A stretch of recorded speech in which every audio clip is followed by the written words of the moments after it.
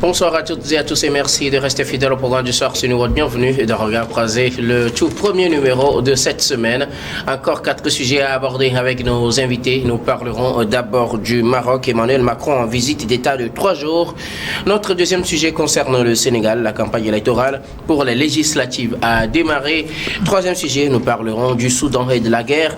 Le Tchad nie toute implication. Puis nous terminerons bien évidemment par le Togo. Le CAR invite à Emmanuel Adebayor à rejoindre la scène politique. Et pour en parler ce soir, 3 invités sur ce plateau. Avec moi, Fioclou Adamblenou, vous êtes journaliste, directeur de publication du journal L'Enquêteur. Bonsoir Fioclou et bienvenue. Bonsoir Guillaume, bonsoir mes deux co-débatteurs. Bonsoir aux téléspectatrices et aux téléspectateurs du Nouveau TV. Bon début de semaine à tous. Merci beaucoup. À vous Fioclou d'avoir répondu à notre invitation. Merci pour l'invitation.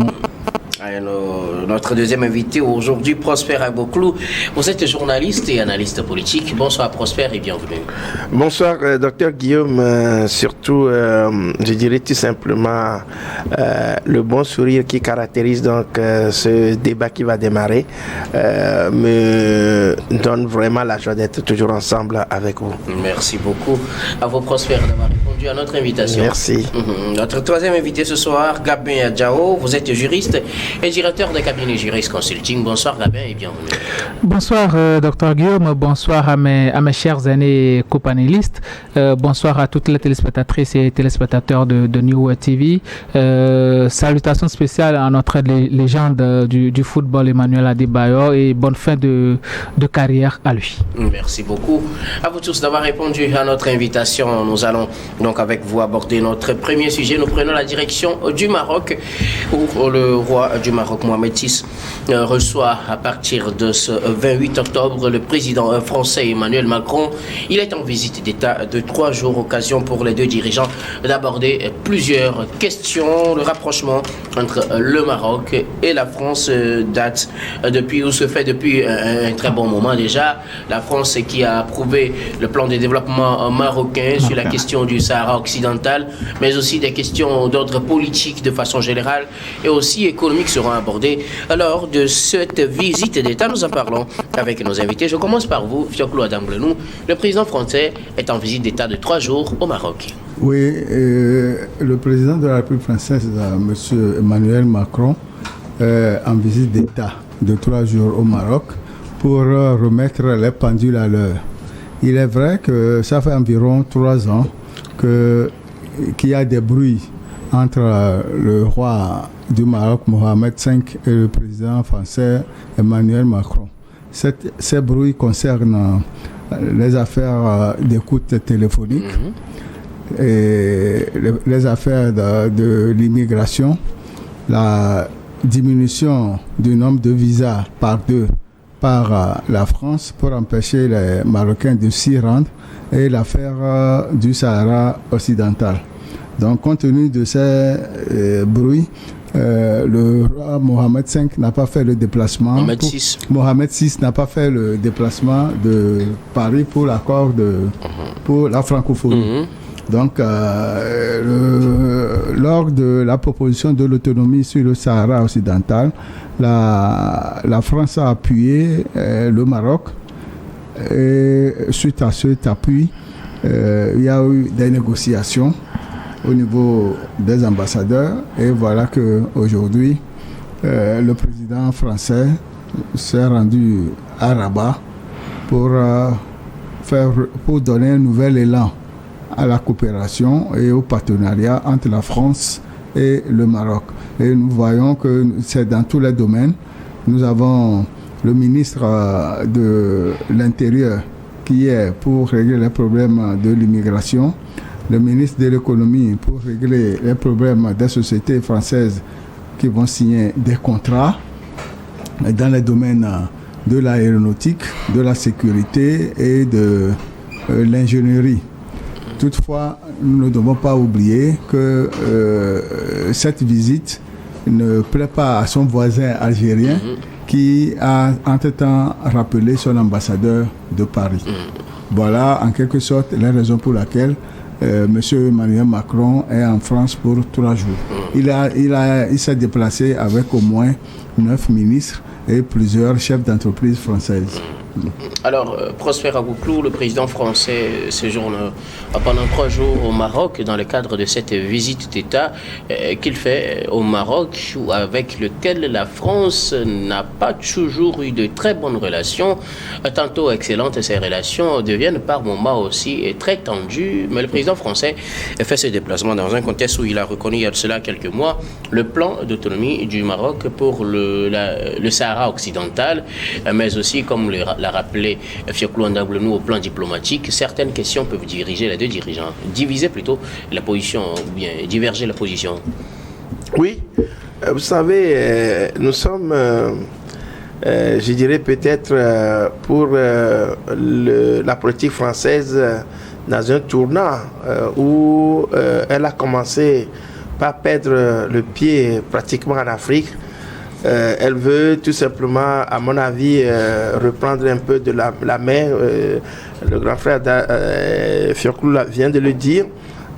Il y a eu cette brouille avec le Maroc au sujet donc du Fonds Polisario au Sahara occidental, où pratiquement, vous savez, depuis 50 ans, l'Algérie et le Maroc se disputent donc autour de cette question. L'Algérie qui est pour le Fonds Polisario, qui soutient le Fonds Polisario, alors que le Maroc voudrait donc occuper ces territoires-là. Donc, vous voyez à peu près ce conflit-là qui est animé de loin par les puissances internationales à laquelle appartient donc la France, a tout simplement été donc le point d'achoppement donc entre ces deux pays. Donc entre-temps, la France qui avait cru dans sa politique internationale vis-à-vis donc du Sahel, s'appuyer sur l'Algérie, a été simplement, je dirais, tout à fait dégainé par rapport donc à cette situation. Et finalement,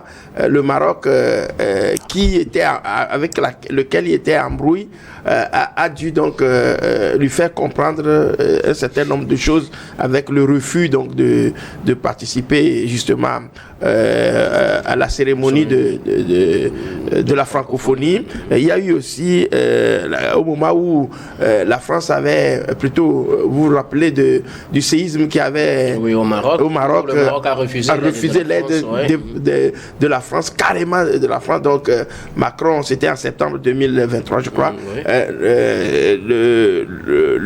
Le Maroc la France a compris que si il perd totalement les pieds également au Maroc, il va falloir donc trouver d'autres appuis qui peut-être ne va pas l'aider en tant que tel à pouvoir revenir en Afrique. Donc il va falloir, il a tout simplement déshabillé Pierre pour habiller Paul en quittant l'Algérie, qui a compris que la France était en train de faire ce jeu-là. Vous vous rappelez de ça? Il y a eu cette bruit qui est né entre l'Algérie et la France également. Donc je crois que on est un peu dans les supputations, à la recherche donc de nouvelles alliances.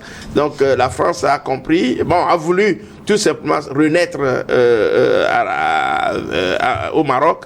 Et d'où l'importance pour Macron de cette visite qu'il va mener donc vis-à-vis de Rabat. Gabin Adjaro, Emmanuel Macron est en France, c'est dans le cadre d'une visite d'État de 3 jours.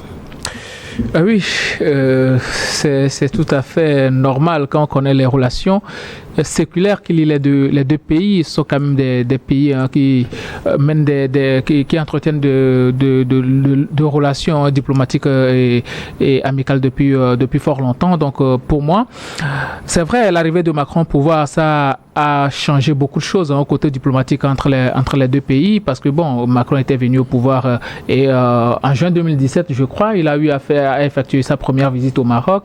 Mais suite à cela, il y a eu un tropisme de sa part par rapport à la position de l'Algérie sur le Sahara occidental. Du coup, ça a un peu aménagé les relations entre le Maroc et puis la France. Et le Maroc, quand on le sait très bien que c'est un pays aujourd'hui qui s'affirme aujourd'hui sur le plan mondial, qui n'accepte plus un certain nombre de choses. C'est un pays qui aujourd'hui veut se faire voir aussi. Vous aurez pu constater que même sur le plan mondial, le Maroc demande à organiser les meilleurs, les plus grands sommets au monde, et même ils ont eu à organiser COP 2015 ou bien quelque chose du genre.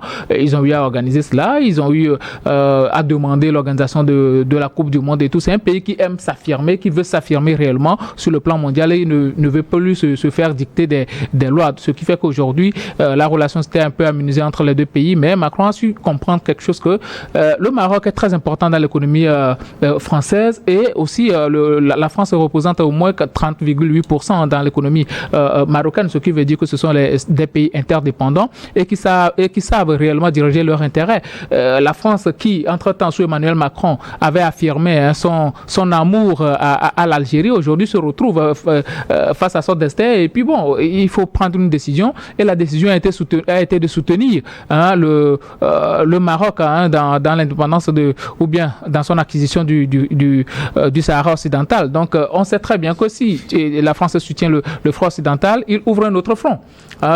Et le front, comment on dit, si la France soutient le Maroc par rapport au Sahara occidental, ça veut dire qu'il ouvre un front contre l'Algérie. Donc aujourd'hui, on connaît les relations tumultueuses entre le Maroc aussi et l'Algérie. Donc la France, dans son élan de renouer les relations, ça va lui permettre réellement de pouvoir accroître ses relations diplomatiques avec le Maroc, mais aussi et surtout ses relations économiques, parce que de 2022 jusqu'en 2024, la reprise de la coopération entre les flux commerciaux entre les deux pays ont quand même permis à la France d'arriver quand même à juguler son problème de trésor public.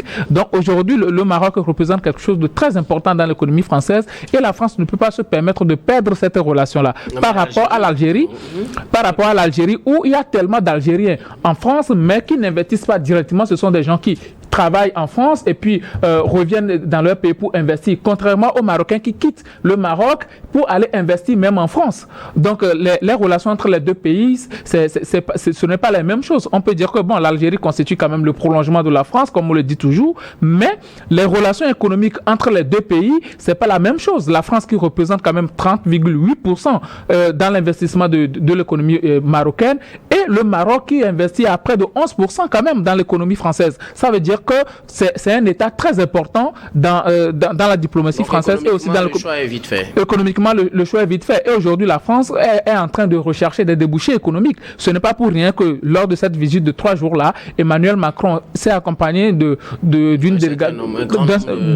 grand nombre des entreprises françaises, des institutions françaises et autres là. Donc, c'est pour pouvoir relancer les relations entre les deux pays. Donc pour moi aujourd'hui, chaque pays doit pouvoir savoir où se situe son intérêt. Emmanuel Macron, bon, lui il avait par rapport à un certain nombre de choses pris position pour l'Algérie, mais aujourd'hui, bon, ça ne fait pas du mal à Emmanuel Macron de dire bon voilà, je soutiens le Maroc. Et il faut le dire que en avril 2024, le roi Mohamed VI a eu à effectuer une visite privée en France pour se traiter, mais aussi pour avoir une discussion avec Emmanuel Macron en privé pour pouvoir relancer les relations. Et après, vous aurez pu constater qu'après cette visite-là, ils ont eu à introduire des invitations à Emmanuel Macron de pouvoir revenir au Maroc. Et aujourd'hui, Emmanuel Macron revient au Maroc avec beaucoup plus de propositions. Et je pense qu'il y aura beaucoup plus de discussions vis-à-vis des deux représentants des deux pays et ils vont pouvoir trouver un compromis. Déjà, bon, le compromis est déjà trouvé puisque bon, ils se comprennent sur les choses et le Maroc a reçu le soutien, ce qui fait qu'aujourd'hui au Maroc, la presse marocaine titre que bon, Emmanuel Macron s'est remis de ses illusions algériennes. Donc ça veut dire qu'ils sous-tendent que Emmanuel Macron a entendu raison et que c'est eux la chose. Alors, cher Claude, que faut-il retenir de cette visite? C'est vrai, c'est lundi qu'elle commence. Elle commence ce 28 octobre. Emmanuel Macron est en France. Que faut-il retenir avant de quitter ce sujet? Oui, c'est que d'après les informations à ma possession, il y aura la signature de beaucoup de contrats dans le domaine économique. Et c'est pourquoi nous avons la société Engie qui est dans l'électricité gaz la société Alstom qui est dans les équipements et des trains à grande vitesse, les métros. Nous avons la société Soufran qui est une société de haute technologie dans le domaine aéronautique et de l'espace et de défense. La société Thales, aéronautique, défense et sécurité. La société Veolia et Suez dans l'eau et l'électricité. Ce qui veut dire que ce sont des investissements qui seront faits au Maroc et ces responsables, les entreprises françaises, vont signer des contrats à long terme.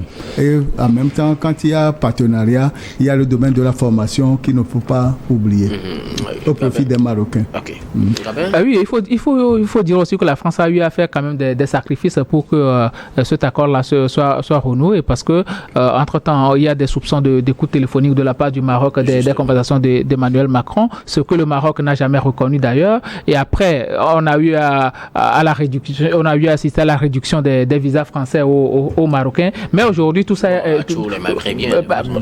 Les Maghrébins, mais les Marocains ont pris cela comme une histoire personnelle. Donc, parce qu'eux se disent, on ne va pas en France pour forcément chercher de quoi subvenir à leurs besoins. Donc, aujourd'hui, je pense que tout ça est réglé. Et c'est comme ça. Je pense que les autres pays africains doivent apprendre de cela, à pouvoir imposer aussi leur desiderata à ces États-là et surtout discuter pour avoir les meilleurs accords possibles pour leur pays. Ce que le Maroc a fait, je pense que ça doit rentrer dans l'histoire et les pays africains, surtout subsahariens, doivent tirer leçon de ce que le Maroc vient de faire, à savoir discuter d'égal à égal avec la puissance française ex-métropole. Merci beaucoup à vous tous pour vos contributions. Nous allons remarquer la première pause puis on reviendra tout à l'heure pour la suite de cette émission.